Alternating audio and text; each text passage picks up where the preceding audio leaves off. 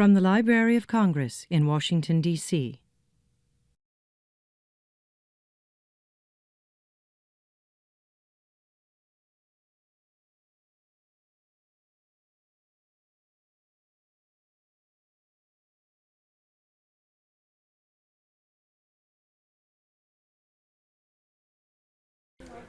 Well, good afternoon and welcome to the Library of Congress.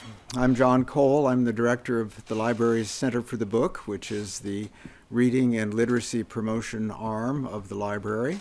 And we're pleased to have you here for one of our book and reading promotion events. The Books and Beyond series of noontime author talks are one of our staples here at the Library of Congress in terms of reading promotion. We also are Center for the Book is deeply involved in the National Book Festival. I have to remind you, this year is a little different. We no longer will be on the Mall. We're trying a gigantic experiment in a gigantic place, the Washington Convention Center, and it will be on August the 30th, the single-day festival, which has lots of promise and will have just as many writers as we've had in the former two-day festivals. Around the country, we have affiliated centers for the book that help us promote books and reading and literacy at the local levels. We have reading promotion partners, which consist of nonprofit organizations.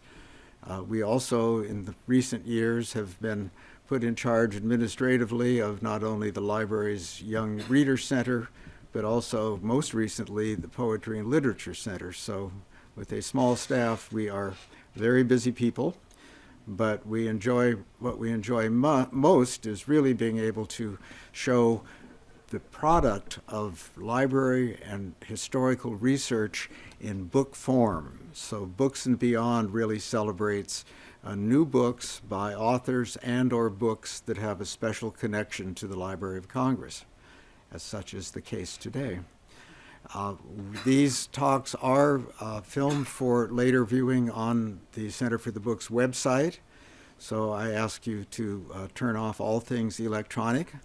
The format will be a presentation by our author and a question and answer period, which we hope you will participate in, and if you do, you're giving us your permission to perhaps be part of our webcast. Thank you. But most importantly, also is a chance to talk with our author at a book signing session immediately following the program and the talk in the foyer here of the Pickford Theater. I always like to hold up the book for the camera to show the achievement of our author. This is a remarkable book. I was able to spend time with it last night and talk to Sara a little bit about it. It is a product both of prodigious research and great initiative on the part of Sara Day, but also the story of two people who are quite different, who came together for different reasons, well described in Sara's book. And as I said to her earlier, it's really the story not only of Harriet Freeman and Edward Everett Hale, but a good chunk of the story is how Sara got interested in this, how she cracked the code, and how this cracking the code has taken her on her own kind of journey, which she is going to describe to us, as well as the journeys of our two, featured people. Sara many of you know Sara. She has been a researcher in museums and at the Library of Congress, a writer for many years. She first came to the Library of Congress in 1989 for an exhibit that I remember well, The American Journalist. I also remember Sara being involved in the large book about women in America, the research guide, the resource guide. She also, of course, did the congressional book, which I'm going to have to remind myself about. I'm sorry, Robert Remini's The House, The History of the House of Representatives, which was in 2006. And earlier, she also had done research in a number of other institutions. Sara has an MA in art history from American University, and the Library of Congress was lucky to have her join us in 1969 and for the, pardon? 89. Oh, 69. Sorry. There goes my historian problem there. I'm 69. Sara is later. But let's please join me in welcoming Sara Day to tell us at least 3 different stories in the next 30 to 40 minutes.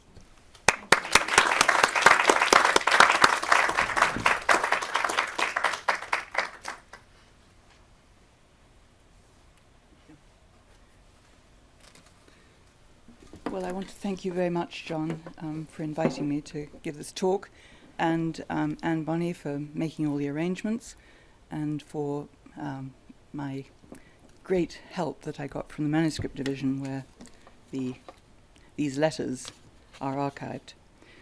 I think many of you will want to know what drew me and held me to a 7-year pursuit of a long ago and long-lasting illicit love affair between 2 Boston intellectuals and philanthropists, the Reverend Edward Everett Hale and the much younger Miss Harriet Freeman, neither of them endowed with romantic good looks, as has often been pointed out to me by those who care about such things. One of them was celebrated in his lifetime, but is largely forgotten today, and the other was known only to her family and her circle of friends, many of them Unitarians and scientists, before my research showed her to be remarkable. I hope I'll show you why I became intrigued. Here's the statue of Edward Everett Hale, which is at the Charles Street entrance, just inside the Charles Street entrance to the public garden in Boston. Edward Everett Hale was considered by many of his contemporaries to be a role model and moral leader during the corrupt and materialistic Gilded Age. Through his actions, his lectures and sermons, and his voluminous popular writings, he inspired a wide array of social reforms and charitable institutions, including such social service organizations as the Lend a Hand Society, which still exists, and Hale House. An early advocate for a peace tribunal, he lived to see the establishment of the International Court at The Hague. He was also apparently a loving husband and father to his large family. He's rarely remembered outside Boston today for much more than his patriotic story, The Man Without a Country, which he published in the midst of the Civil War. But his impressive statue, in a prominent position in Boston's public garden, paid for with public donations, and the nearly 3,000 people who attended his 80th birthday celebration at the city's new Symphony Hall in 1902, demonstrate the love and esteem in which he was rightly held for his legendary humanitarianism. He was the great-nephew of Revolutionary War martyr Nathan Hale, and nephew of the statesman and orator Edward Everett, who gave the 2-hour oration preceding Lincoln's immortal 3-minute Gettysburg Address. How many remember Edward Everett Hale's oration? His father, another Nathan, was the owner-editor for 50 years of Boston's first daily newspaper, the Boston Advertiser. Before Hale faded from the literary and historical canon over the last 40 or so years, he was the subject of 3 biographies and countless profiles, and most of his 50 books and untold numbers of articles can be accessed fairly easily. But none of these indicated a special relationship with Harriet Freeman. From my point of view, as a long-time student of women's history, uncovering the essential role Freeman played in the last 30 years of Hale's life became a mission, even an obsession. As I was to discover, here was yet another extraordinary but overlooked woman in American history. Part of what drew me to this story was its Boston context. Then there were Hale's complex views about gender relations and his opposition to women's suffrage and higher education for women, while at the same time he formed close relationships with intelligent, independent women like Hattie Freeman. This provided a provocative theme. But it was the extraordinary collection of their letters between 1884, when they admitted their love for one another — Hale was 62 and Hattie 37, and Hale's death at the advanced age of 87 in 1909, that launched me into this project. I was first made aware of the approximately 3,000 surviving letters, of many more that the couple wrote each other over the last 25 years of Edward Everett Hale's life, when I was working as a writer, editor, and researcher in the publishing office here. They were originally acquired for the manuscript division's collections in the late 1960s by manuscript specialist John McDonough, from a member of the Freeman family through a dealer after they were turned down by the Houghton Library at Harvard. But they were described as love letters for the first time by women's history specialist Janice Ruth. Hello, Janice. In an ambitious resource guide to collections relating to American women's history across all the collections divisions of the library, of which I was a co-editor. The Reverend Hale was described as married and Harriet Freeman as single, so that my sleuthing instincts were whetted, but not enough to deflect me from another course at that time. Following my retirement from the library, I embarked on a long-deferred and ambitious personal project to research and write the 300-year history of my father's family in Ireland. On the back burner now for 7 years, but it's coming forward. All right. But serendipity intervened when an old friend, philanthropist and preservationist, Ken Woodcock, sitting right there in the green jacket, told me that he had saved the former Edward Everett Hale house in Matunic, Rhode Island, from demolition and gifted it to a local historical society with an endowment fund for its restoration. I remembered the letters. I agreed to see if any of these threw light on the construction and arrangement of the house and the summer lifestyle. By the way, this is how it is today. If any of these threw light on the construction and arrangement of the house and the summer lifestyle of the large and talented Hale family. They did indeed, including the floor plans that Hale drew for Hattie Freeman, showing the original use of the rooms on the first floor. He sent her these floor plans because, at the time, they had thought that she would never be able to see him there, because that, after all, was his family's summer house, where his wife and children were with him in the summer. Most important was the study, where Hale wrote parts of as many as half of his books and articles after the Hales took possession of the house in 1873. In other words, the Holy of Holies. See it at the back there, next to the kitchen. The second floor plan indicated the location and type of furnishings in Hale's study. Before I found those floor plans, the restoration team had planned to run a ramp for disabled access into that very room. I agreed to transcribe all the letters that Hale wrote Hattie from the Matunic house, but I was becoming hooked on the wider story, particularly once I started seeing ever longer passages written in code. Hale and Freeman first met in the fall of 1863, when Hale, who was the 41-year-old Unitarian minister of the South Congregational Church in Boston South End, there it was shortly after it was constructed, and here it is today. It's a Greek Orthodox church, as you see, very, very different. In Boston South End, called on the Freeman family, his new parishioners, at their Union Park townhouse. And there is the house, still there, Union Park. She lived in that house. Hattie Freeman lived in that house for 65 years. That was just a block and a half away from the church. Hattie Freeman was 16. According to her own account, the intelligent, sensitive, but shy teenager was instantly captivated by her charming and physically towering minister. He was 6 feet 2 inches. Hale became close to the Freeman family, and 7 years later, 23-year-old Hattie Freeman began working as a volunteer in Hale's church. Before long, she became one of his most trusted assistants, his literary amanuensis, or secretary, and treasurer of the Women's Charitable Outreach branch of the church. He dictated more than half of his sermons to her, and, judging by evidence in the letters and the grateful inscriptions he wrote to her in copies of his books, she was also one of his literary collaborators, although further scholarship will be needed to confirm that. He also encouraged her love of botany and natural history. I'm hoping that this is my cousin. It is. Who's made a great effort to be here. Hello, Marjorie. I'm so glad you're here. We've got seats down at the front. Edward Everett Hale. This photo of Hale was taken in his mid-30s when he had some claim to a poetic look. Not for much longer. Shortly before he moved back to his native Boston in 1856. He had married the former Emily Baldwin Perkins in 1852, 6 years after becoming the first minister of a new Unitarian church in Worcester, Massachusetts. He and Emily would have 9 children over the next 17 years, the years when he established himself in Boston as a Unitarian minister and leader, social reformer, and popular writer. 6 of the children survived to adulthood. Here is Emily Hale in a 1855 daguerreotype made by her multi-talented husband. This is at Smith College in the Hale papers there. Sadly in very poor condition, as you can see, with their first surviving child, an only daughter, future artist Ellen Hale. Theirs had been a love match, but Emily became overwhelmed and exhausted by her frequent pregnancies, saddened by the loss of 2 young sons to infectious disease, and the constant demands of such a large family.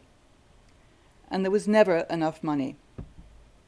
By the way, her first surviving child, Ellen Hale, weighed 11 pounds 5 ounces at birth, and Emily was a small person. While they remained fond of each other, the couple would find in due course that they had little in common. Emily, who preferred a domestic life out of the public eye and was never an intellectual, became a semi-invalid in the early 1880s. She did not share Hale's love of botany and science, outdoor life and travel. Finding photographs of Harriet Freeman was one of my biggest challenges. I only found this very rare photograph of 15-year-old Hattie Freeman and her little cousin Helen Atkins when I had all but given up on ever finding a full-face photo of her.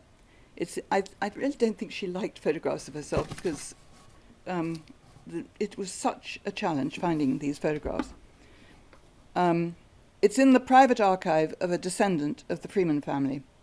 I told you she wasn't a beauty, but her pronounced features and direct gaze already indicate her intelligence and strong will. Sadly, her little cousin would die in childbirth not long after her marriage. What really intrigued me was the secret code that Edward Everett Hale and Harriet Freeman used to express their intimate feelings for each other. That was a challenge to anyone who loves code breaking. And it seems that I was alone in my ability to recognize it as a precursor to Pitman's shorthand, which was introduced to America in the early 1860s. Perhaps I should have been a code breaker. Certainly my father, a senior British Army officer involved in intelligence at various points in his career, might have sensed that capacity in me, since he encouraged me to attend an interview with MI5. I didn't get beyond the second interview because they asked me if I could spend my career never saying what I actually was doing. Well, any of you who know me know I could not have done that. I learnt Pitman's shorthand in 1961. Although the phonetic symbols look similar, it was impossible to read the arcane shorthand that Hale taught Hattie Freeman. Luckily, he mentioned the inventor, Thomas Towndray, another Englishman, in one of his letters. And so, 45 years after learning Pitman's, I taught myself Towndray's forgotten shorthand from a copy of his 1832 manual in the library's collections. So here was Hale in about 1884, when they had admitted to each other that they'd fallen in love. Hale, who taught Hattie the shorthand early in their illicit romantic relationship in 1884, is shown here at about that time. Hattie had insisted that he burn her letters as soon as he'd read them, so the correspondence is one-sided until early 1889, shortly after Hattie's father's death. Here is a letter in which Hale is teaching her the shorthand symbols. Look at the top right, on the right-hand side. As he wrote, the merit of this shorthand, he wrote down here, is that it's an old-fashioned system which is perhaps read by no one in the world beside you and me. My 2 brothers could read it, but I now know no one who can. Both his brothers were dead by that time. Note that he's written the phonetic symbols under the words at the top of the right-hand page. I used both his lessons to Hattie and that manual to teach myself that shorthand. Then this question of whether or not she collaborated with him. I just have found it very hard to make up my mind about this, although he often told her that he wanted to use descriptions of the various places she went to, the adventures she had in his various short stories and books. Anyway, here he says, from one of the authors to another with his best love, and then in shorthand, how much of this was her kind work nobody excepting herself knows. December 8, 1886. However, the credited co-author was Hale's sister, Susan Hale. Despite evidence of a degree of collaboration in many such inscriptions, and in Hale's letters to Hattie, he never publicly credited her as a co-author, as he did one of his sons and 2 surviving sisters. This had much to do with the illicit nature of their relationship, I conclude.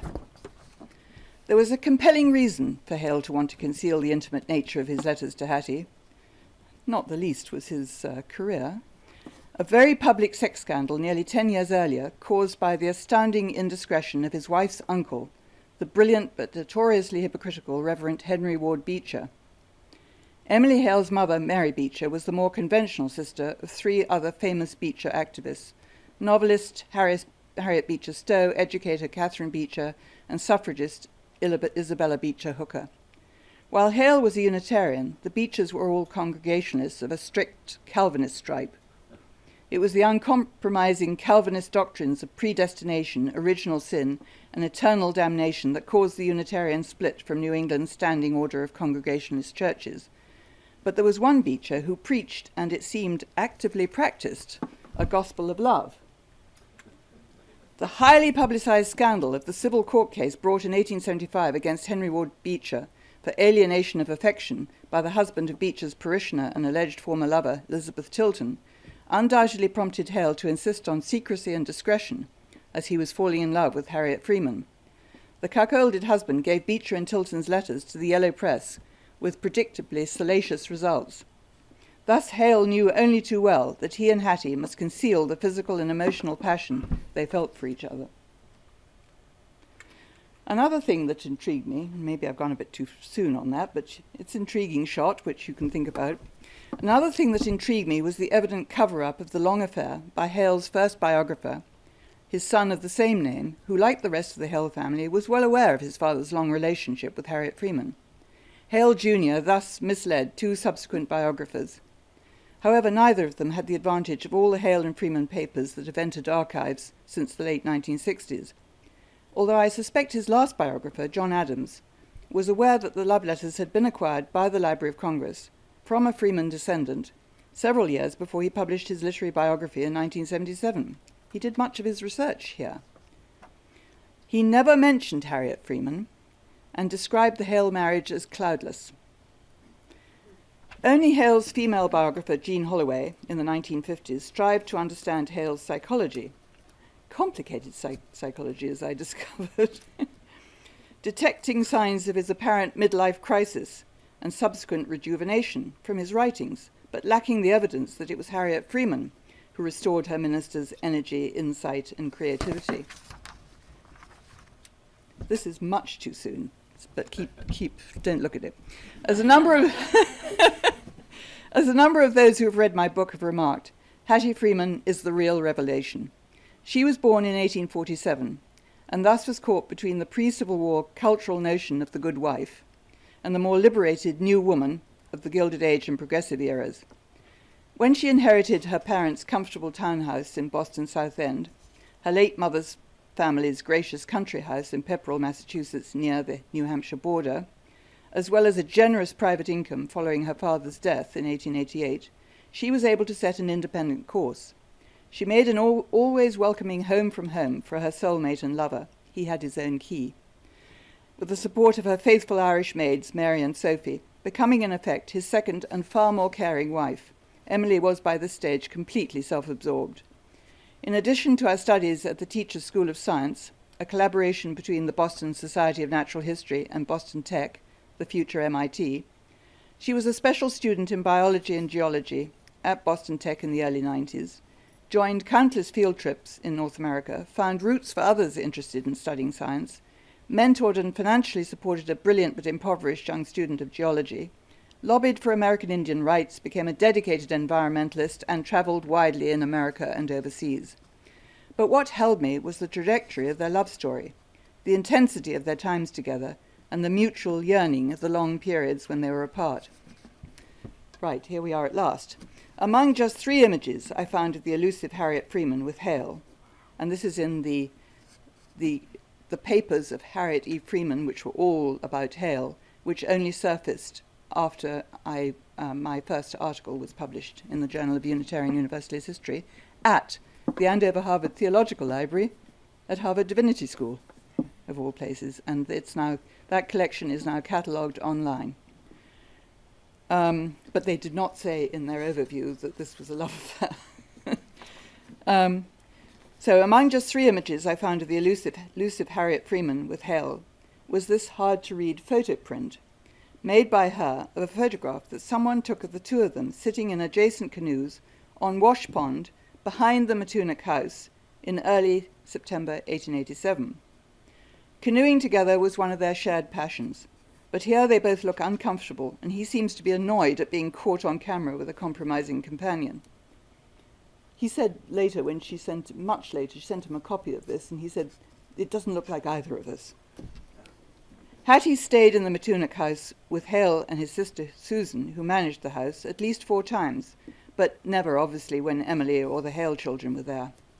There they took long walks, collected botanical specimens, and canoed and canoodled together. Before Hale's final years as chaplain to the United States Senate, he was able to spend an astonishing amount of his time with his soulmate, resulting in a degree of parish gossip. When apart, they created what Hale called a larger life for each other through their letters, describing their different experiences, the people they were meeting, and their opinions on the major issues of their day, most of them just as important today. Politics, they were both staunch Republicans, creationism versus Darwinist theories of evolution, one of her abiding passions. She was always writing to him about her latest discoveries about theories of evolution, which of course was interesting since he was a minister and he was trying to adapt his theology to these new theories. Immigration, education, forest conservation, American Indian rights, religious tolerance, and world peace. My quest to understand the course of the relationship and knowledge of it at the time, and to uncover the biography of Harriet Freeman, led me and sometimes my long-suffering husband, sitting right there, to many New England archives holding Hale and Freeman papers, and to places where they spent time together beyond Boston, from Mohonk Mountain House, south of the Catskills in New York State, to the White Mountains of New Hampshire. I chose to forego 2 opportunities to join my husband at conferences in Hawaii, so as to be able to study Hale's diaries and family letters in the New York State Library in Albany during grey November weeks. How's that for commitment? They took many risks to be together. Perhaps their happiest times were their trysts in Hattie's townhouse.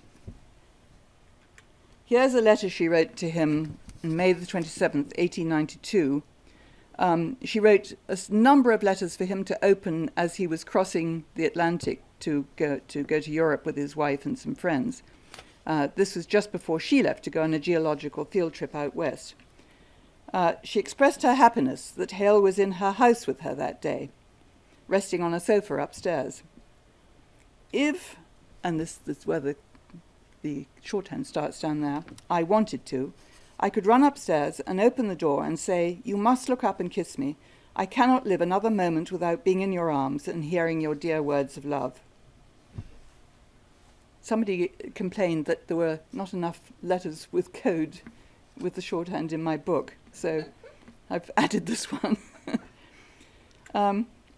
Here is the page of the Mohonk Mountain House Register, where Hale signed for adjacent rooms in his and Hattie's names for a week-long stay together in July 1896.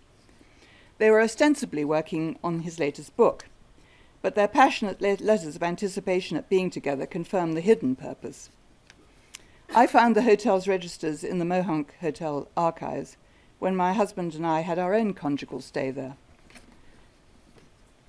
And here...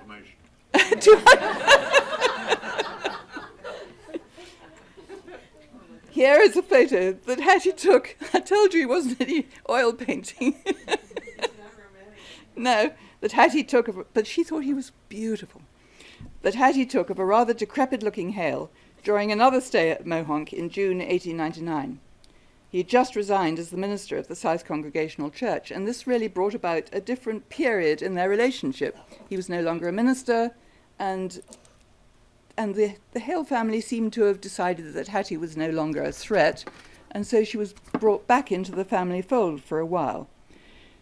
This was also a period, however, in the wake of the Panic of 1893, when a severe reduction in Hattie's income threatened her lifestyle, and this is going back earlier than this photograph, and her illicit relationship with Hale. Her income from her family's businesses was affected by the dramatic downturn in business, a punitive tariff law, the McKinley Act, and the insurrection in Cuba. Her uncle had vast sugar plantations in Cuba and was one of the biggest sugarcane importers. In the mid-1890s, Hattie had begun renting cottages in Shelburne, New Hampshire, on the northeastern edge of the White Mountains, where Hale and her own family and friends visited her. These summers in Shelburne were often difficult for her emotionally. Always affected by bad weather, she battled increasing feelings of loneliness, depression, and frustration that she'd been unable to turn her studies into worthwhile paid employment. A high school science teacher friend who had studied with her visited her in the White Mountains and told her about the 6-week course in embryology she'd been taking at the Marine Biological Laboratory in Woods Hole, of which Hattie was a founding corporation board member, and I don't have the time to explain that, but it's all in my book. Filled with envy, Hattie wrote Hale, "It makes me long to do some work in natural history. I should be so much happier if I had more work in my life, something I had to do and could do. I believe that for unmarried women who have to earn their living in some occupation which is congenial, and where the pay is so sure that they have no anxiety, that they are far happier than those who are living as I am. I feel as if I were playing with life, and I'm not satisfied. I'm always making plans for my future, but they do not grow definite." Well, of course, you have to understand, she was the other woman. She had to be available when Hale was available. So how could you keep on a course like that? She was also a woman of the Brahmin elite, so it was rather unusual at that stage for a woman to have, of that background, to have a full-time career. She did teach some courses in geology at Boston's Girls' High School during the winter, but in 1898 the bank holding her bonds went bankrupt, and she felt compelled to give up her Boston house, the home away from home she had made for Hale, and she became deeply depressed. Concerned that her family would confine her to the McLean Asylum near Boston, Hale recommended her as a patient to Dr. Silas Weir Mitchell, I don't know if anyone's heard of him, the celebrated Philadelphia neurologist, who 15 years earlier had treated the Hale's niece, Charlotte Perkins Stetson, later Gilman. Here is Charlotte on the steps of her cottage in Pasadena. She'd escaped to California with her small daughter after rebelling against Weir Mitchell's strictures for her treatment. Hale visited her there in 1891, as he described at some length in a letter to Hattie, and no scholars who've written about Charlotte Perkins Gilman have been aware of that letter until now. Silas Weir Mitchell, here he is. This experience, or rather Weir Mitchell's prohibiting the writing and intellectual life she wanted to lead, led young Charlotte, the last of the brilliant Beechers, to write a blistering indictment of her treatment in her famous short story, The Yellow Wallpaper. Since Hale had read that story and even helped his niece to get it published, it's astounding that he referred another bluestocking whom he admired to this misogynist inventor and practitioner of the so-called rest cure for neurasthenia or depression, who treated at least one other member of the Beecher family and perhaps even Emily Hale. Emily undoubtedly suffered from depression for a good part of her life, I should say the last 35 years. By the summer of 1901, Hattie's full income and her house were restored to her, and she bounced back from a long bout with depression and then life-threatening appendicitis to resume. Her brother, by the way, died of a ruptured appendix about 10 years before that. There was no possibility of surgery at that stage. To resume her adventurous life with her travelling companion, naturalist Emma Cummings. Her long descriptive letters enabled the aged Hale to participate vicariously, and 2 of these were published as articles in the Chautauquan. I found a number of Hattie's publications, by the way. Here is a group of photos from the summer of 1902. Hale had just turned 80, which illustrates this happy phase when the Hales appear to have accepted Hattie and her family back into the fold. So here are the Hales and friends sitting under a rather broken down shelter on the beach at Matunuck, which Ken and his family go to, well, regularly, but it's not as attractive as some of the other beaches around there. Hale sits apart from his womenfolk. I think they'd just been in church. It's July the 4th, 1902, so that explains their garb, his clerical attire. Hale sits apart from his womenfolk, and his thoughts appear to be elsewhere, perhaps with Hattie as she prepared for a week-long trek in the White Mountains. And here she is, and finding these photos of that trek that on the presidential range of the White Mountains was one of those truly serendipitous, extraordinary discoveries. And I don't have time again to explain it, but you'll see it in the book. So there's Hattie in the front with her famous nose, and a cousin, and Emma Cummings, her naturalist friend, and very tall Fred Freeman, her nephew, who was a fantastic photographer, and I think he took most of these photographs. Then here is Hattie driving Hale in the White Mountains when he was staying with her that August in Intervale, New Hampshire. Then here is Hale with two of Hattie's nieces, and her cat, Buffy. And here is one of the very rare photographs of Hattie in gardening clothes in her garden at Intervale. She would have been about 55 at this stage. Actually, I saw her wearing exactly the same dress at commencement at Smith College. One of her nieces just graduated from Smith College, and Hale gave the commencement speech. But I presume that she didn't like the dress, and she just turned it into a gardening dress 2 months later. I concluded that chapter, it must have seemed to Hattie that this happy state of affairs would continue for as long as Edward lived. But the letter he passed on to her on July 27th, 1903, from Matunuck, shortly before she and the Hales set off for their month in Intervale together, heralded a devastating blow to the pattern of their long relationship. Edward's old friend, Senator George Hoare of Massachusetts, a leading Unitarian, wrote urging him to accept nomination to become chaplain to the United States Senate. Edward reported that the Hale women were keen for him to accept. He did not tell Hattie that he'd already telegraphed his acceptance to Senator Hoare. A society column that summer reported that Dr. and Mrs. Hale were spending the month of August with Miss Harriet Freeman at her attractive house in Intervale. Hale was confirmed as Senate chaplain in December, and he and Emily, now almost a recluse, and artist daughter Nellie, Ellen Day Hale, spent the congressional season in Washington, the months when he and Hattie had spent the most time together, from that point until his death in 1909. Well, not surprisingly, he was now a chaplain to the United States Senate, so the Hale family circled the wagons. But the correspondence continued, and it becomes even more historically important and substantive. So really, that's all I'm going to say today. If you have any questions, I'd love to answer them, and thanks very much for coming.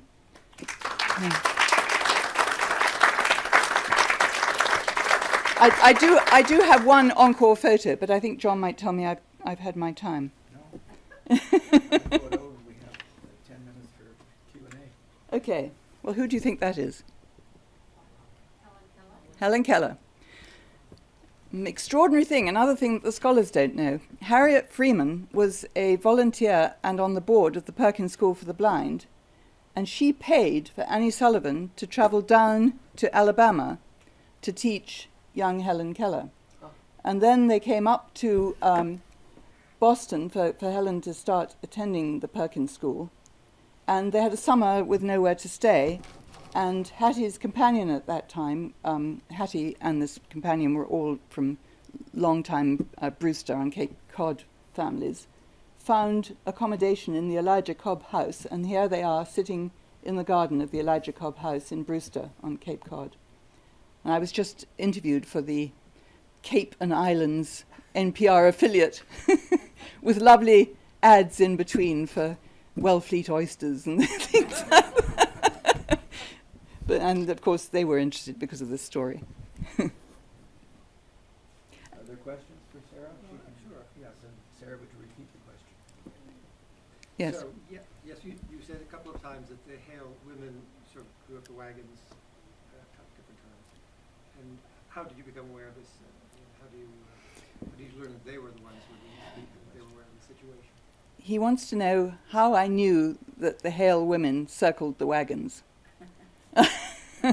Well, there has to be a degree of speculation in something like this. And I say, when it's speculation, I say that it's speculation. But it seems to me that the time when the Hale family were welcoming to Hattie was when he was no longer minister of the South Congregational Church. Then when he becomes chaplain in the United States Senate, Hattie is held at arm's length again.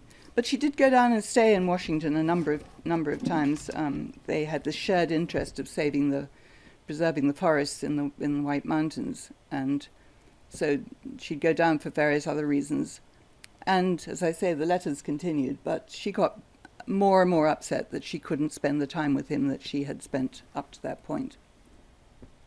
Are there letters from the Hale women to anyone else that you know of? Yes, I've looked at a lot of the family letters, Mrs. Hale's letters to her children, and Ellen Day Hale's letters, not so much, but to her siblings, and some of the brothers' letters to each other and to their parents.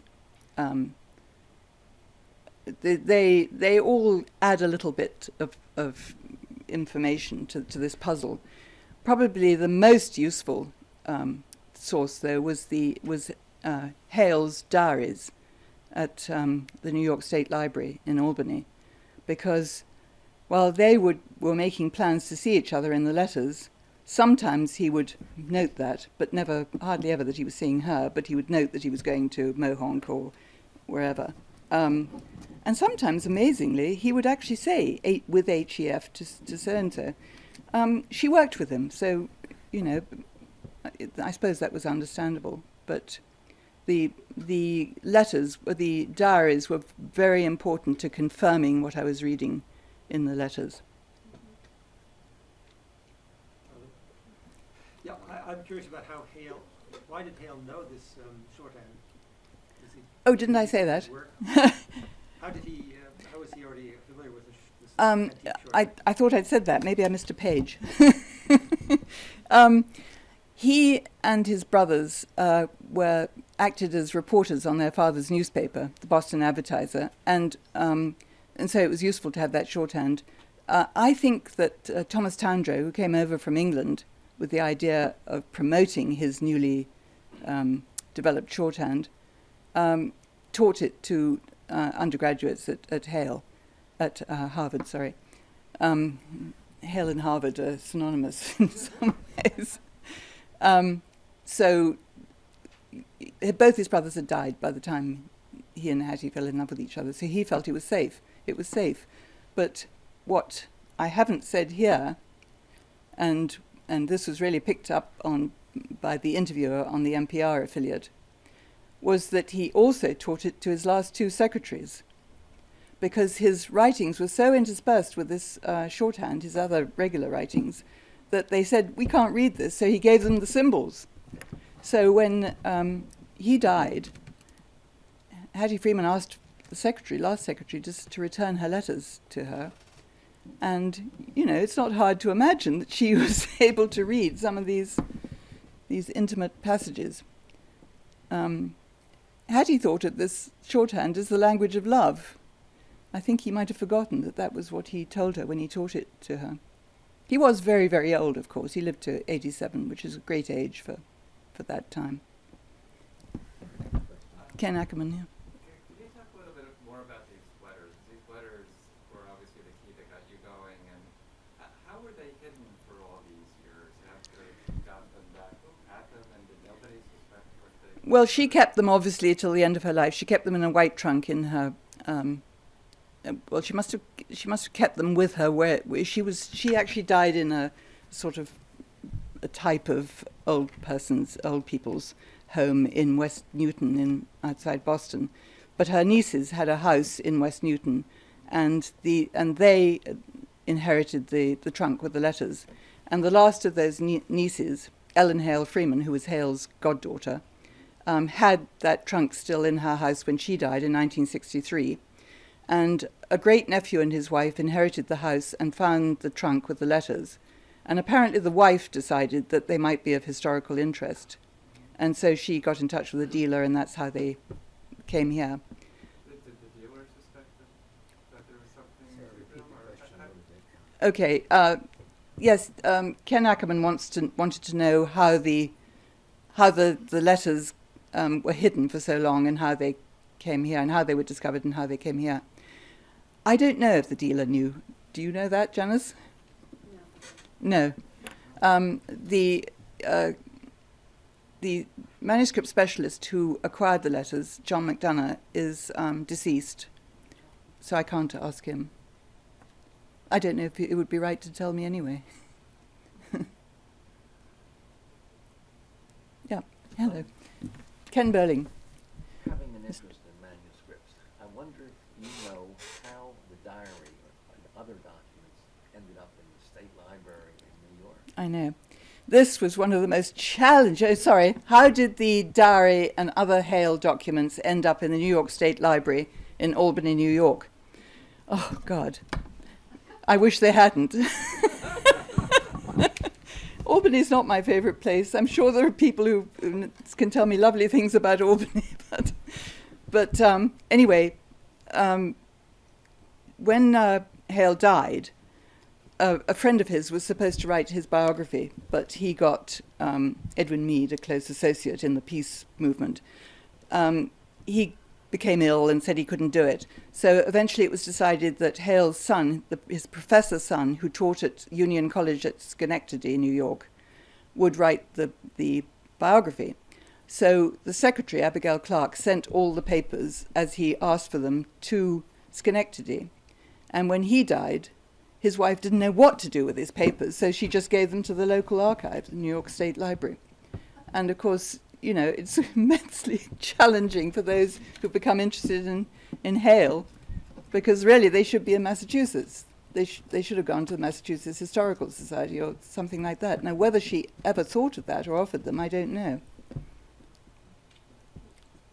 And how did the knowledge of that particular shorthand get passed down? Because it's not Greg's shorthand. No. Well, the only way I was able to find out what kind it was that when he was teaching her the shorthand, he mentioned the name of the inventor. So the subject catalogue at the Library of Congress produced Tandreau's manual of his shorthand, dated 1832. So I taught myself from that manual. And by the way, I wanted to say more about the letters. Excuse me. How much time do I have? Probably. You're fine. Okay. The letters were not very carefully organized. Sorry, Bruce. Sorry. Initially. Mind you, it was a challenge, because Harriet Freeman had a way of not dating her letters, or just saying Sunday evening, or April, and so I was faced with this tremendous challenge. His were much more careful, although as he got older he would get the year wrong too and really throw me off by 10 years one time. But trying to find out when she wrote these letters to her, first of all I had to transcribe all his letters. And I'd transcribed hers as well, but I just wasn't sure where they fit. But thank goodness for subject search, because I was able to match the subjects in the letters and interfile her letters. The other thing is that she kept all his letters in their original envelopes, and that was an extremely important and useful part of my research, because she travelled extensively, and you can see how some of these letters followed her. It's very risky, because some of them were really fairly hot, and they were and they were passed from place to place. So, and then she would write. Later on, after he died, she'd write things on the envelopes to indicate if they were particularly interesting. So, anyway. Is that all? Quick one from me. Talk a little bit about the morality, whether... Oh, Stephen.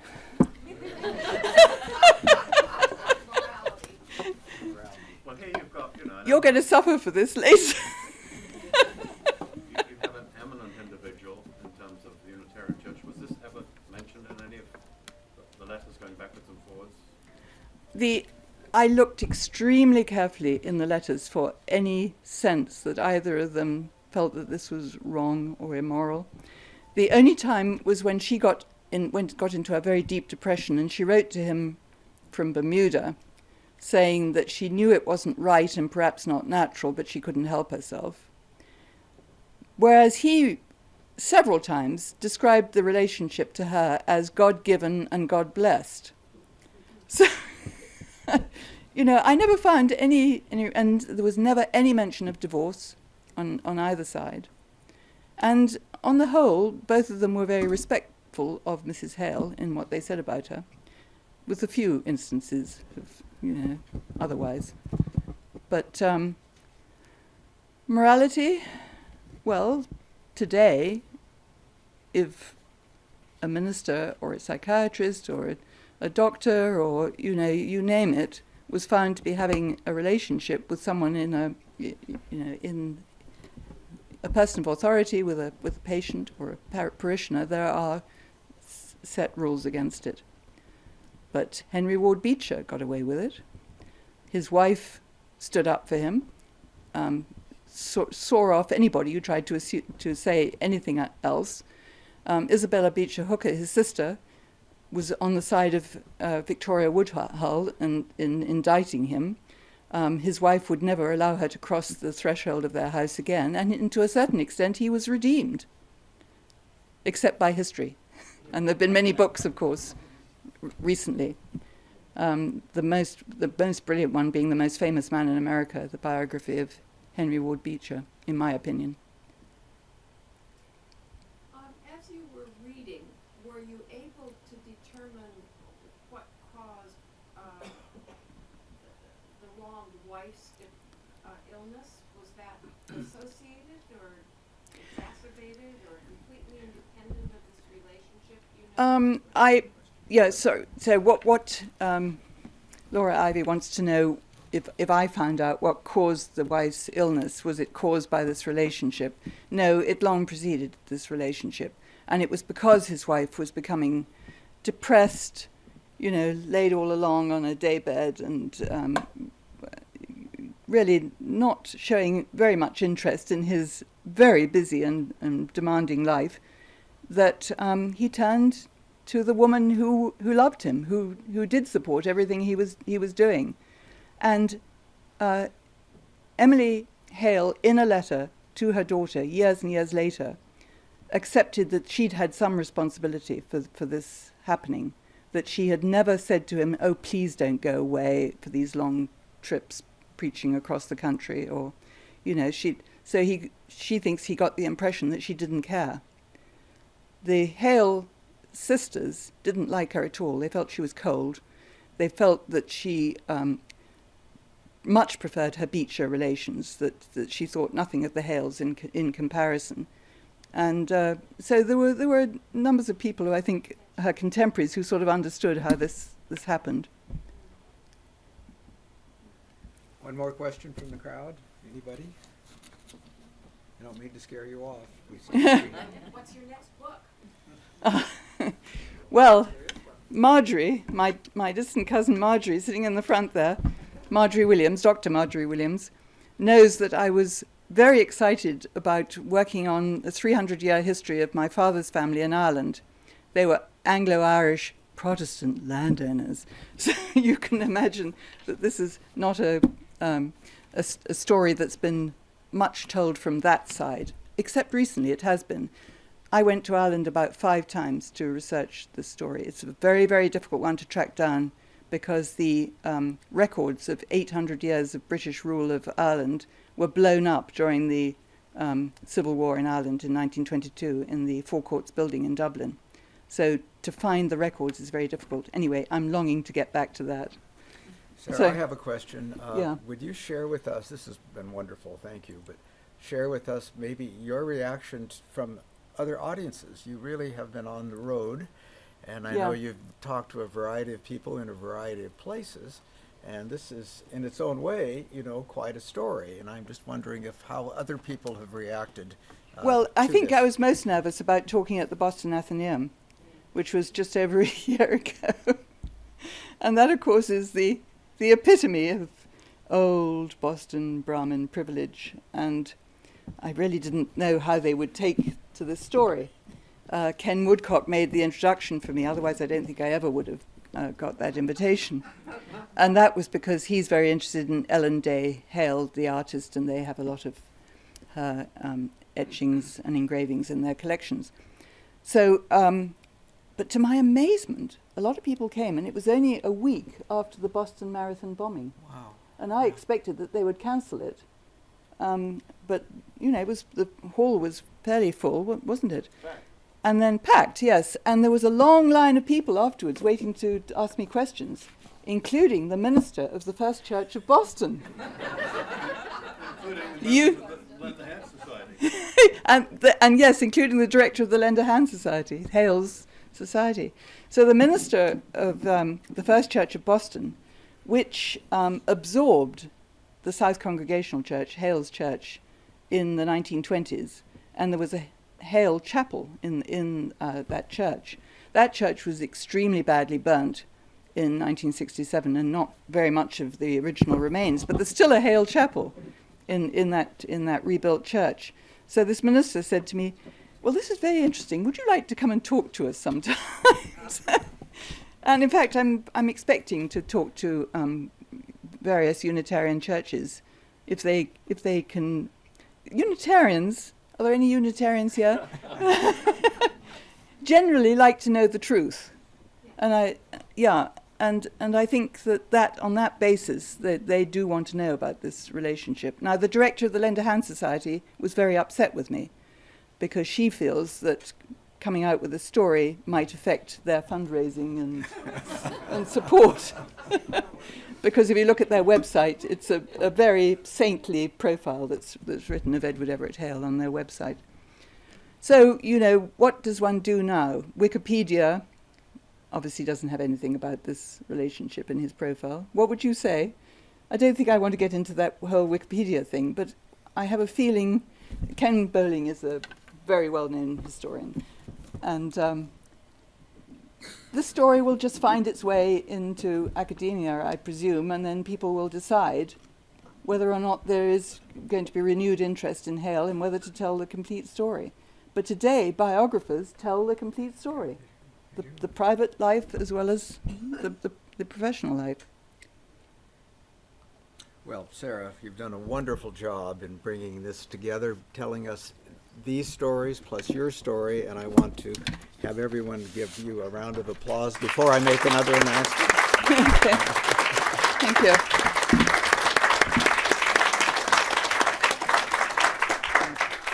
Hey, Sara, that's my copy of the book you just took. We'll now go to the book signing, where I'll get my copy signed, and also you'll find a list of the next talks in this series. And I believe the next one is about Mark Twain in Washington, which will be on the 18th or 16th. So please take a look, and please join us for the book signing. And just one more thank you to Sara Day for a terrific job. Thank you, Sara. This has been a presentation of the Library of Congress. Visit us at loc.gov.